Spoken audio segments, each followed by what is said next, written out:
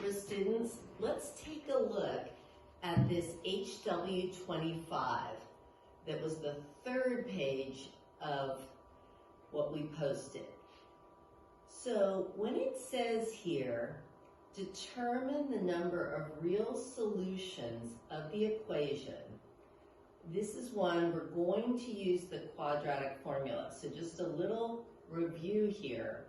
Quadratic formula is x equals negative b plus or minus the square root of b squared minus 4ac all over 2a.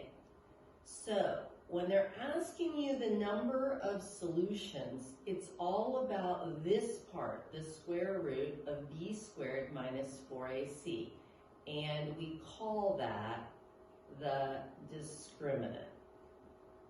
If this portion is 0, so if under the radical I have a 0, then it would be plus or minus 0, and the answer would be negative b over the 2a.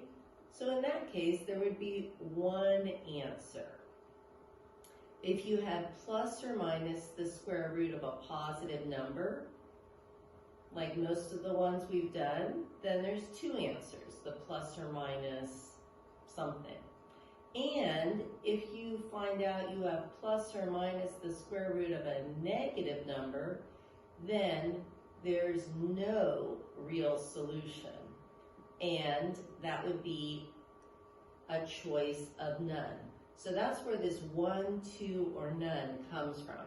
So the way that we're going to figure these out is that we're going to go ahead and we're going to first of all put it in standard form, right? So standard form means I'm going to say 6x squared minus 6x plus 11 equals 0.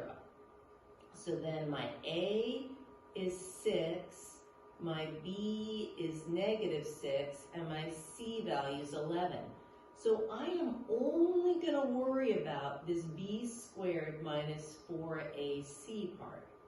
So it would be the square root, negative 6 times negative 6 is a 36, minus 4 times 6 times 11. And so this is going to be much bigger than 36, 24 times 11. So this is going to be the square root of a negative number, which means that this choice is none. If you do the same thing here, what you'll find out is that you're going to take the square root of a positive number. So this one's going to have two solutions.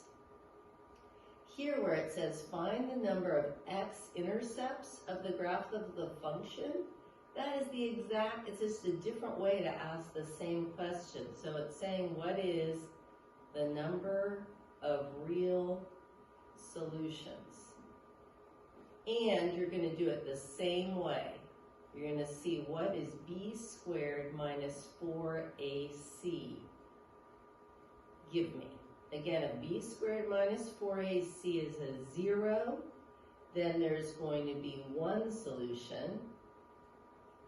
If b squared minus 4ac is a positive number, there's going to be two solutions. So what I'd like you to do is work that out. So here you're going to first identify the a is negative 1, the b is 7, and the c is 15.